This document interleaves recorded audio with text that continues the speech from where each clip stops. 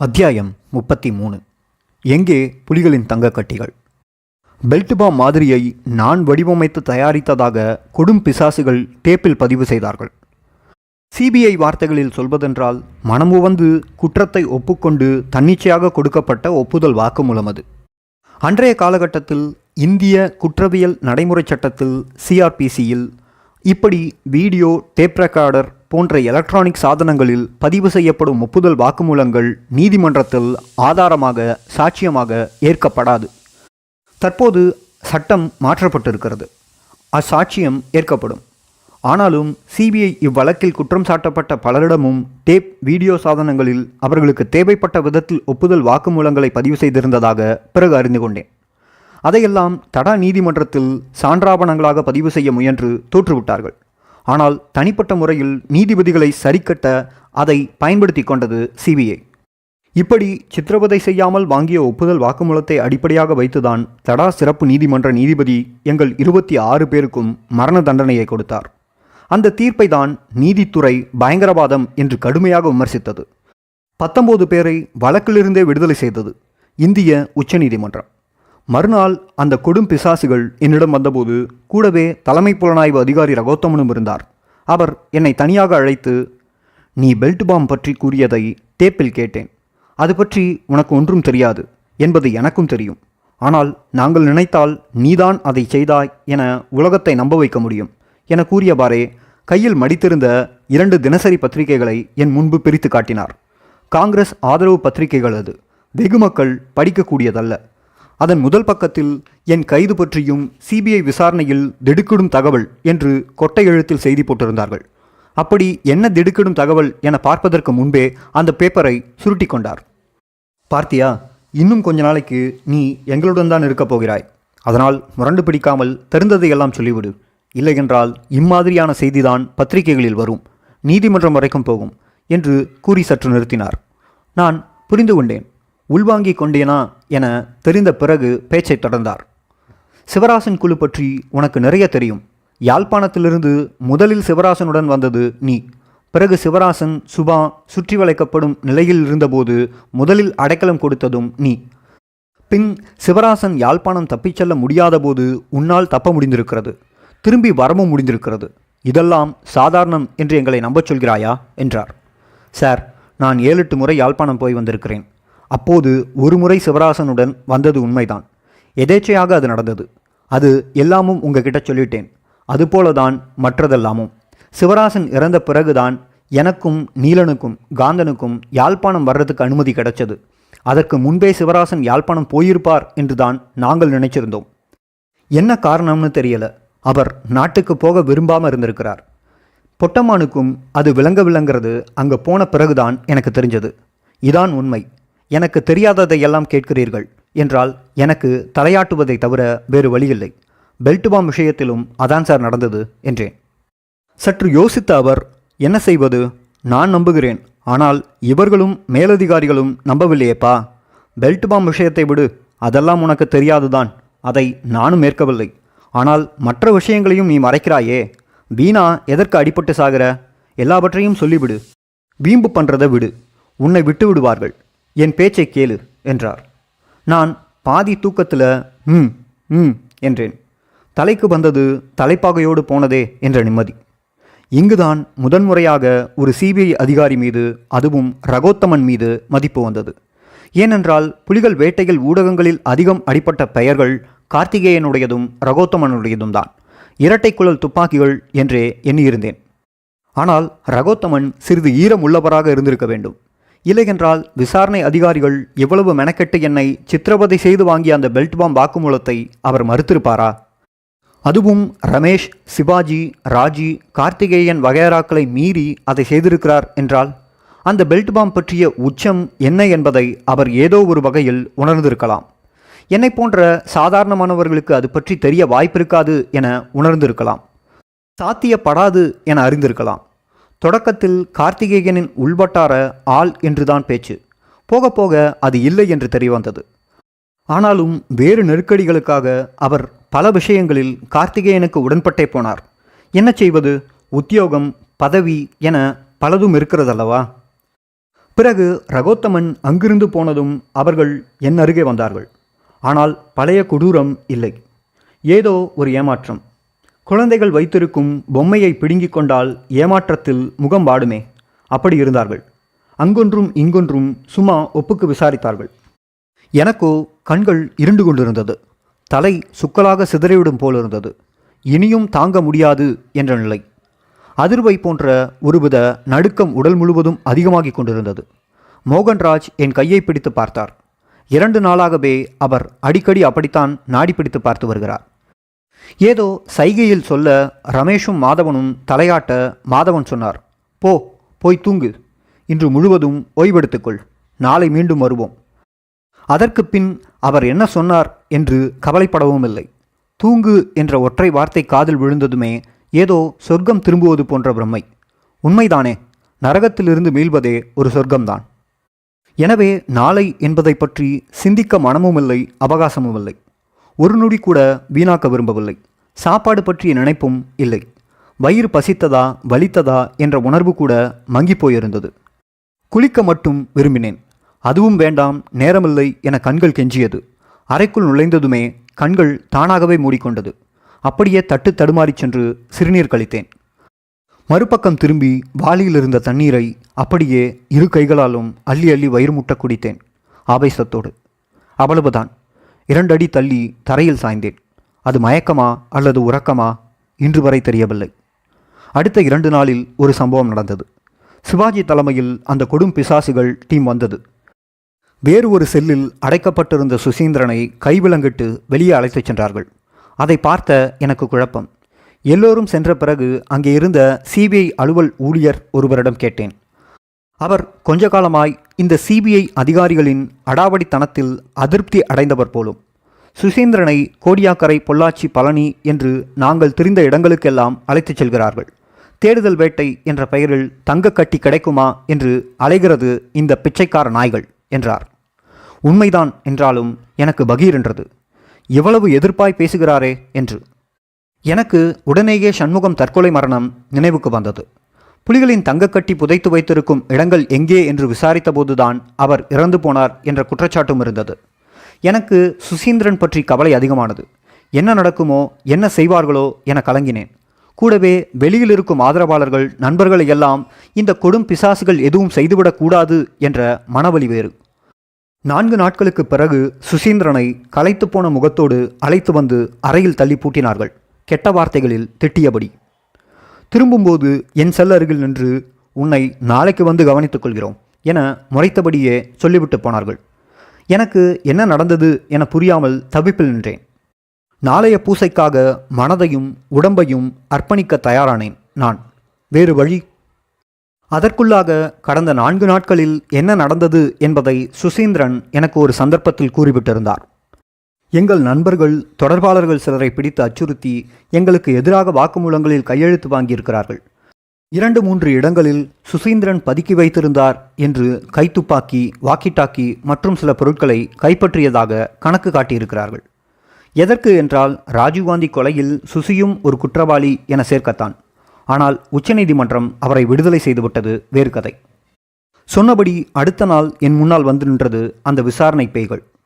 முதலில் என்ன ஏது என்று சொல்லாமலேயே அடித்து புரட்டி எடுத்தார்கள். அருகிலிருந்த மரத்தின் பறவைகள் கூட அலறல் சத்தம் கேட்டு அரண்டு மிரண்டு ஓடியது. ஆனால் இவர்களுக்கு மட்டும் காது செவிடாகி மனம் குருடாகி இருந்தது. கடைசியாய் சோர்ந்து போய் நின்றபடி, டேய், நீ இந்த 3 மாசமா எங்க எல்லாரையும் முட்டாளாக்கி இருக்க. கியூ பிரான்ச்சு, சிபிஐ, ஐபி என்று எல்லோரையும் பைத்தியக்காரனா ஆக்கியிருக்க. இன்னும் என்னென்னலாம் மறைக்கிற? எதையெல்லாம் பதுக்கி வச்சிருக்க? எங்கெங்க யாரிடம் கொடுத்து வச்சிருக்க? தங்கக்கட்டிகள் யார்கிட்ட இருக்கு? சொல்லப்போகிறாயா இல்லையா என்று ஆவேசமாக கத்தியதில் புரிந்த வார்த்தைகள் இதுதான். என்னிடம் இருந்த பதில் ஒன்றே ஒன்றுதான். சார், நீங்கள் சொல்கிற பொள்ளாச்சி, கோடியாக்கரை சம்பவத்திற்கும் எனக்கும் துளியளவு தொடர்பும் கிடையாது. அதையும் மீறி எதையெல்லாம் என் தலையில் கட்ட இருக்கிறீர்களோ அப்படியே செய்துக்கோங்க. இப்போது நான் செத்த பாம்பு. எவ்வளவு அடித்தால் என்ன என்றேன் அமைதியாக. அடுத்த சில நாட்களுக்கு இப்படியே விசாரணை ஓடிக்கொண்டிருந்தது. ஒரு நாள் இரவு 8 மணி இருக்கும். டிஐஜி ராஜி அவரையொத்த வயதுடைய ஒருவரோடு என் கொட்டிக்கு வந்தார். வெளியே சற்று தள்ளியிருந்த நாற்காலியில் அமர்ந்து கொண்டு என்னை வெளியே திறந்துவிடச் சொன்னார்கள். அவரது முன்பாக போய் நின்றேன். உடலெல்லாம் அலங்கோல காயத்தோடு. என்னை கீழே உட்காரச் சொன்ன ராஜி அங்கிருந்த காவலர்களை விலகிச் செல்லுமாறு கூறினார். புதிதாக இருந்தவரின் முகம் எனக்கு பார்த்த ஞாபகமாக இருந்தது. ஆனால் எங்கு பார்த்தேன் என்று தெரியவில்லை. இந்த கொலை வழக்கில்தான் ஏதோ ஒரு அதிகாரியாக இருக்கிறார். பத்திரிகையில், தொலைக்காட்சியில் எங்கேயோ பார்த்த முகம் இது என்ற யோசனையில் இருந்தேன். ராஜி தான் முதலில் பேச்சை தொடங்கினார். ஒன்றுமில்லை ரவி, சும்மாதான், பயப்படாம பேசு. புலிகளோட வெடிகுண்டு நிபுணத்துவம் பற்றி தெரிஞ்சுக்கணும். உனக்கு என்னென்ன தெரியுமோ அதை சொல்லுங்க. விசாரணைக்கும் இதற்கும் சம்பந்தமில்லை என மிரட்டலின்றி சாதாரணமாக தொடர்ந்தார். இதெல்லாவற்றையும் பலமுறை கூறிவிட்டேன். ஆனாலும் வேறு வழி. தேய்ந்து போன ஒளித்தட்டைப் போல திரும்பவும் கூறினேன். நான் சொன்னதையெல்லாம் அந்த புதிய அதிகாரிக்கு ஆங்கிலத்தில் சொன்னபடியே வந்தார் ராஜி. அந்த புதியவர் வட இந்தியர் போல் தெரிந்தார். அவர்கள் இருவரும் சரளமாக ஆங்கிலத்தில் பேசிக்கொண்டார்கள். ஒரு கட்டத்தில் அந்த புதியவர் என்னை இடைமறித்து, உனக்கு என்னென்ன வகையில் வெடிகுண்டுகளை ஐஇடி தெரியும் என்றார் நேரடியாக. அந்த ஆங்கிலம் எனக்கு நன்றாகவே புரிந்தது என்றாலும் நான் ராஜீவை பார்த்தேன். அவர் அதை தமிழில் சொன்னார். புதியவரோ மறுபடியும் என் கல்வி தகுதி என்ன என்றார். 10ஆம் வகுப்பு தமிழ் மீடியம் என்றார் ராஜி. 10ஆம் வகுப்பு தமிழ் மாணவனுக்கு ஆங்கிலம் எங்கே புரிய போகிறது? பிறகு மீண்டும் அந்த வெடிகுண்டுகளின் வகைகள் பற்றிய கேள்வியையே எழுப்பினார். நான் விடுதலை புலிகள் சிங்கள படைக்கு எதிராக பயன்படுத்திய பல வகையிலான வெடிகுண்டுகளையும் கன்னி வெடிகளையும் பட்டியலிட்டேன். எதுவும் அவர்களுக்கு புதிதல்ல. இந்திய உளவுத்துறை மற்றும் இராணுவத்திற்கு தெரிந்தவைகள்தான். பேசிக்கொண்டு வரும்போதே ஆங்காங்கே சில குறுக்கு கேள்விகளை எழுப்பினார் அந்த புதியவர். நானும் அதற்கான பதிலை சொன்னேன். ஓரிடத்தில் ஜானி மிதிவடி பற்றி கூறியபோது அவர் முகத்தில் ஒளி பரவியது. அது குறித்து மேலும் பேசுவதில் அதிக ஆர்வம் காட்டினார். ஜானி மிதிவடியை யார் உருவாக்கியது தெரியுமா என்றார் ஆர்வத்துடன். நான் எனக்கு தெரியாது என்றதும் ஏமாற்றத்தோடு ராஜுவை ஏறிட்டார். புரிந்து கொண்ட ராஜு என்னிடம், பரவாயில்லை, இதற்கும் வழக்குக்கும் சம்பந்தமில்லை, தெரிந்தால் சொல் என்றார் மென்மையாக. அப்போதும் என்னிடம் அதே பதில்தான், தெரிந்தால்தானே சொல்வதற்கு. புதியவர் இப்போது ராஜீவை பார்த்து ஜானி மிதிவடி பற்றி ஸ்லாகிக்கத் தொடங்கினார்.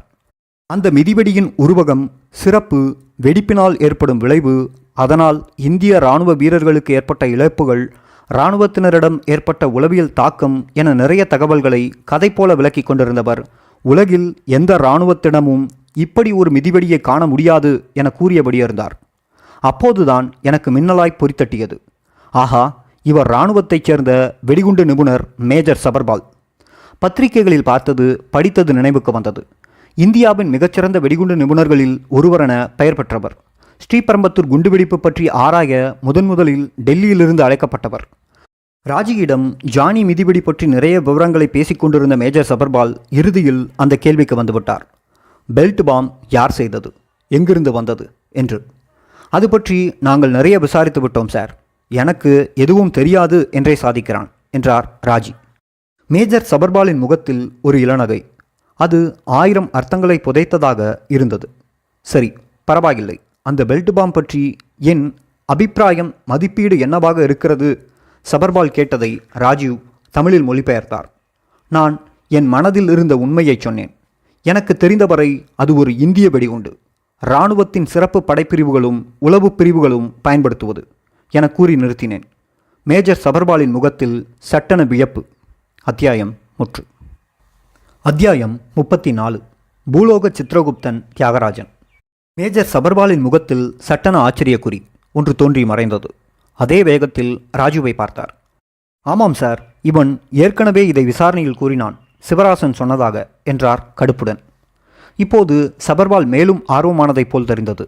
அது இந்திய வெடிகுண்டுதான் என்று எப்படி அவ்வளவு உறுதியாக கூற முடியும்? மடக்கி கேட்டார்.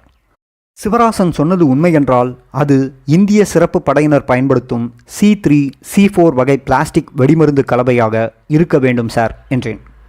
ராஜீவும் சபர்பாலும் அப்போது ஓர் அர்த்த பார்வையை பகிர்ந்து கொண்டார்கள். ஏன் RDXாக இருக்கக்கூடாது? விடுதலை புலிகளிடம் அது இல்லை. வெளிநாட்டிலிருந்து வரவழைக்கப்பட்டிருக்கலாம் அல்லவா? இருக்கலாம். ஆனால் எனக்கு அது பற்றி ஒன்றும் தெரியாது. அப்படியானால் சிவராசன் சொன்னது பொய்யாகிவிடும். ஆனால் அது எந்த தூண்டுதலும் இல்லாமல் சிவராசனிடமிருந்து வெளிப்பட்ட தகவல். ஒரு உணர்ச்சி நிலையில் அவராகவே உதிர்த்த வார்த்தைகள் அது. வலிய வந்து பொய்கூற வேண்டிய அவசியமில்லை என்றேன். அந்த இருவருக்குள்ளும் ஓர் அர்த்த பார்வை, ஏதும் பேசிக்கொள்ளாமலேயே கண்களால் கடத்தி கொண்டார்கள். அதன் அர்த்தம் என்ன என்பது அவர்களுக்கே வெளிச்சம். அதற்கு மேலும் அந்த உரையாடலை விரும்பவில்லை என்பதை ராஜீவின் உடல் மொழி சொன்னது.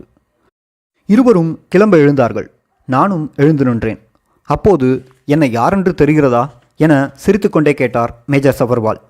நான் தெரியாது என தலையாட்டி கொண்டே மனதில் இருந்த யூகத்தை, நீங்கள் மேஜர் சபர்வாலாக இருக்க வேண்டும் சார் என்றேன் தயங்கியபடி.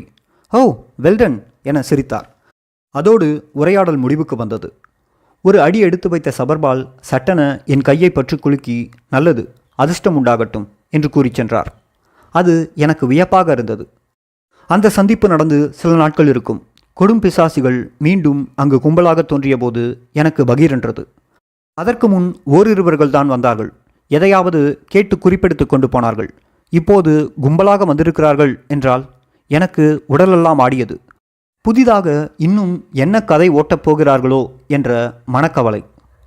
மோகன்ராஜும் ஷங்கரும் செல்லை திறந்து என்னை கண்காணிப்பாளர் அறைக்கு அழைத்துச் சென்றபடி மோகன்ராஜ் எச்சரித்தார். இப்போது பெரிய அதிகாரிகளிடம் வாக்குமூலம் தரப்போகிறாய். ஒழுங்காக, மரியாதையாக, நல்ல பிள்ளையாக எங்ககிட்ட சொன்ன எல்லா விஷயத்தையும் அங்கே சொல்லணும். பிறகு உனக்கு ஒரு பிரச்சனையும் இருக்காது. ஏதாவது முரண்டு பிடித்தால் கதை வேறாகிவிடும். திரும்பவும் உன்னை விசாரிக்க வேண்டியிருக்கும். புரிந்ததா? எங்கள் விசாரணை எப்படி என புரிந்ததா என நக்கலாகவும் அர்த்தத்தோடு மிரட்டினார். புரியுது சார் என்று தலையாட்டினேன் நான், பலியாடு போல. உள்ளே எங்களின் தலைவிதியை எழுதும் தியாகராஜன், சிபிஐயின் கேரள சரகத்தின் பொறுப்பாளராக இருந்தவர். இந்த வழக்கில் வாக்குமூலம் வாங்குவதற்கென்றே பிரத்யேகமாய் கார்த்திகேயனால் இணைக்கப்பட்டவர். அன்றைய தேதியில் இந்திய அளவில் பொய் வாக்குமூலம் எழுதுவதில் முதன்மையாக இருந்தவர். அவருக்கு இணை யாருமில்லை என பெயர் பெற்றவர்.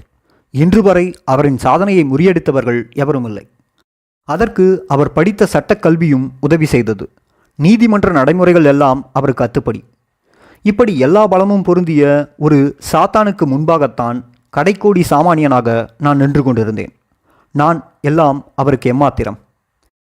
எதிரிலிருந்த பெஞ்சில் உட்காரச் சொல்லி கையால் பேசினார். என்னை அளந்தபடியே. பொதுவாக அவர் அதிகம் பேச மாட்டார் போலும். முகம் சாந்தமாயிருந்தது. அதே நேரத்தில் அச்சமூட்டும் விதமாக. உடன் வந்த பிசாசுகளை பார்த்தார். அவர்கள் புரிந்து கொண்டு வெளியேறினார்கள். அவர் ஏதோ கோப்புகளை எடுத்து புரட்டியபடியே இருந்தார். அந்த மேஜையை நோக்கினேன். நல்ல தடிமனான களி ஒன்று பேரமைதியுடன் படுத்திருந்தது. பட்டண பார்வையை விலக்கி அவரை பார்க்க அதே நேரத்தில் அவரும் என்னை குறுக்கும் நெடுக்குமாக அளந்து கொண்டிருந்தார். ஆழமான பார்வையில். கையில் கத்தையாக சில தாள்கள், மேசையில் ஒரு டைரி, ஃபைல், சில பேனா, பென்சில்கள், பென்சில் திருகும் கருவி, ரப்பர். இதோ பூலோக சித்திரகுப்தன் என் விதியை மாற்றி எழுத எல்லா ஆயத்தங்களுடனும் கையிலிருந்த தாள்களை சரிபார்த்து அடுக்கிக் கொண்டிருந்தார். ஒரு 10-15 தாள்கள் இருக்கும். எல்லாமும் எழுதி முடிக்கப்பட்டிருந்தது. சில பக்கங்களில் ஒரு சில இடங்களில் ஆங்காங்கே எழுதப்படாமல் இடைவெளி இருந்தது. அதை மட்டும் தனித்தனியாக பிரித்து மேசையின் ஓர் ஓரத்தில் அடுக்கினார். என் பார்வை அதில் ஓடியது. காலி இடத்திலெல்லாம் பென்சிலால் ஏதோ எழுதியிருந்தது. மற்றவை நீல நிற பேனாவினால். ஆக தியாகராஜனால் ஏற்கனவே எழுதி முடிக்கப்பட்ட என் ஒப்புதல் வாக்குமூலத்தில் இப்போது சடங்குகள் மட்டுமே நடக்க இருக்கிறது. இப்போது பென்சிலால் எழுதியிருந்த காலி இடங்களை தன் பேனாவால் நிரப்ப ஆரம்பித்தார். மெதுவாக, மிக நிதானமாக, நேரம் பற்றிய அக்கறை ஏதுமின்றி பொறுமையுடன் எழுதினார். இல்லை, கோடிட்ட இடங்களை நிரப்பிக் கொண்டிருந்தார். அவ்வப்போது டைரியை புரட்டி சரிபார்த்து கொண்டார். பெரிதாக என்னிடம் எதுவும் பேசவில்லை, கேட்கவும் இல்லை. சில நேரத்தில் நிமிர்ந்து புலிகளின் பயிற்சி முறை பற்றி கேட்டார். அந்த மாதிரி சின்ன சின்னதாய் ஒரு 6-7 முறை கேட்டிருப்பார். அவ்வளவுதான். என் விதியை அவரே எழுதி கொண்டிருந்தார் அமைதியாக. ஓரிடத்தில் என்னை நிமிர்ந்து பார்த்து, மே 21ஆம் தேதி குண்டுவெடிப்புக்கு முன்பாக அச்சதித்திட்டம் குறித்து உனக்கு தெரியுமா என்றார். உண்மையில் நான் அறிந்திருக்கவில்லை என ஆணித்தரமாக மறுத்தேன். பதிலுக்கு அவரிடமிருந்து எந்த சலனமும் இல்லை. காரியத்தில் கண்ணாய் எழுதி கொண்டே இருந்தார்.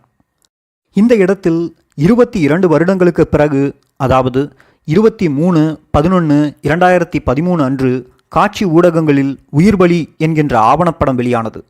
அதில் தியாகராஜனின் மனசாட்சி அளித்த ஒப்புதல் வாக்குமூலத்தில் சில பகுதிகளை இங்கே குறிப்பிடுவது பொருத்தமாக இருக்கும் என நினைக்கிறேன். குற்றம் சாட்டப்பட்ட ஒருவரின் வாக்குமூலத்தை அவரின் பேச்சு மொழியில் அப்படியே பதிவு செய்ய வேண்டும் என சட்டம் சொல்கிறது. ஆனால் நான் அவ்வாறு செய்யவில்லை. நடைமுறையில் நாங்கள் அவ்வாறு செய்வது வழக்கமும் இல்லை. அதாவது காவல்துறையினர் சட்டத்தை பின்பற்றுவதில்லை. வேறு ஒரு இடத்தில் பிரதான குற்றவாளிகளில் ஒருவரான சிவராசன் தமிழீழ விடுதலை புலிகளின் தலைமையகத்திற்கு ஒரு வயர்லெஸ் செய்தி அனுப்பியுள்ளார். இதில் ராஜீவ்காந்தி கொலை செய்தி பற்றி யாரிடமும் தெரிவிக்கவில்லை என்று இருக்கிறது. இது ராஜீவ்காந்தி கொல்லப்பட போகிறார் எனும் முன்கூட்டிய விவரம் வேறு யாருக்கும் தெரியாது என்பதை தெள்ளத் தெளிவாக்குகிறது. இது ஒரு மிக உறுதியான, எவர் ஒருவரும் மறுக்க முடியாத, எதிர்க்க இயலாத சான்று ஆகும் என்று திருவாய் மலர்ந்திருக்கிறார். பிறகு ஆனந்த விகடன் தமிழ் வார இதழுக்கு அளித்த நேர்காணல் ஒன்றில் ராஜீவ்காந்தி கொலை வழக்கில் குற்றம் சாட்டப்பட்ட 26 பேரில் 17 பேருடைய ஒப்புதல் வாக்குமூலத்தை தாம் பதிவு செய்ததாகவும் அதற்காகவே தாம் சிறப்பு புலனாய்வு குழுவில் இணைக்கப்பட்டதாகவும் கூறியிருப்பதோடு குற்றம் சாட்டப்பட்டவர்களால் சொன்ன சில உபரி வார்த்தைகளை, வரிகளை தாம் எழுதாமல் தவிர்த்து விட்டதாகவும் ஒப்புக்கொண்டிருக்கிறார். அதாவது ராஜீவ்காந்தி கொலை செய்தி பற்றி எதுவும் தெரியாது என்பதை. எல்லாமும் முடிந்த பிறகு என்னிடம் ஒவ்வொரு பக்கத்திலும் கையெழுத்து வாங்கினார். போதாததற்கு 4-5 வெள்ளைத்தாள்களில் எதற்கும் இருக்கட்டும் என்று கையெழுத்தை போடச் சொன்னார். இது என்ன, வெள்ளைத்தாளில் எதற்கு என தயங்கினேன். என் தயக்கத்தை கவனித்த தியாகராஜன், இதெல்லாம் ஒன்றுமில்லை, நீதிமன்றத்தில் இந்த வாக்குமூலத்திற்கு பெரிதாக முக்கியத்துவம் தரமாட்டார் நீதிபதி. அது உன் வழக்கறிஞருக்கும் தெரியும். இப்போது சும்மா கையெழுத்து போடு என்றார். தயக்கத்திற்கு பிறகு சற்று தைரியத்தை வரவழைத்து கொண்டு, சார், இது எல்லாவற்றிற்கும் எனக்கு என்ன தண்டனை கிடைக்கும் என கேட்டேன். அதிகபட்சம் 5-7 ஆண்டுகள் வரை கிடைக்கலாம் என்றார் தியாகராஜன். நான் அதற்கே திடுக்கிட்டேன். 7 ஆண்டுகள் சிறையா? மனம் கணக்கிட்டது. இப்போது 22 வயது என்றால் 29 வயது வரை சிறையிலா? ஒரு மனிதனின் ஆற்றல், திறமை, இளமை எல்லாவற்றையும் சிறை கம்பிகள் தின்னப்போகின்றது. ஆனால் நடந்ததும் நடந்து கொண்டிருப்பதும் வேறு. வெறும் 7 ஆண்டு சிறைவாசத்திற்கே அஞ்சியவன் இப்போது 27 ஆண்டுகளுக்கும் மேலாக சிறையில். 29 வயதில் விடுதலை என வியந்தவன் இப்போது 49 வயதிற்கும் மேலாக நிற்கிறேன். தடா சட்டத்தின் கீழ் வழக்கு பதிவு செய்தது செல்லாது என தீர்ப்பளித்துவிட்டு அந்த சட்டத்தை சொல்லி சித்திரவதை செய்த பின் பதிவு செய்யப்பட்ட வாக்குமூலத்தை மட்டும் உச்சநீதிமன்றம் ஏற்றுக்கொண்டது வியப்பான ஒன்றுதான். இந்த ராஜீவ்காந்தி கொலை வழக்கை சுமந்து கொண்டிருக்கும் கட்டிடத்தின் மூலச்செங்கல்லே தியாகராஜன் பெற்ற பொய் வாக்குமூலங்கள்தான் என்பதை உணரலாம். உச்சநீதிமன்றத்தில் 3 பேர் கொண்ட அமர்வுக்கு தலைமை தாங்கிய நீதிபதி KT தாமஸ் அவர்கள் பின்னாட்களில் CBI பதிவு செய்த ஒப்புதல் வாக்குமூலங்களை அது போலீஸ் காவலில் எடுக்கப்பட்டது என நாங்கள் நிராகரித்திருந்தால் ராஜீவ்காந்தி கொலையில் சதித்திட்டத்தை நிரூபித்திருக்க முடியாது என்றார். ராஜீவ்காந்தியை கொன்றது விடுதலை புலிகள்தான் என்பதை நிரூபிக்க வேண்டிய கட்டாயம் இந்தியாவின் அனைத்து அரசமைப்பு கூறுகளுக்கும் ஏற்படுத்தப்பட்டது. காரணம் அரசியல். அந்த அரசியலுக்காக நாங்கள் இழந்தது எங்களின் இளமை, எதிர்காலம், நிம்மதி, இவை எல்லாவற்றையும் விட எங்களின் சுதந்திரம். அத்தியாயம் தொடரும்.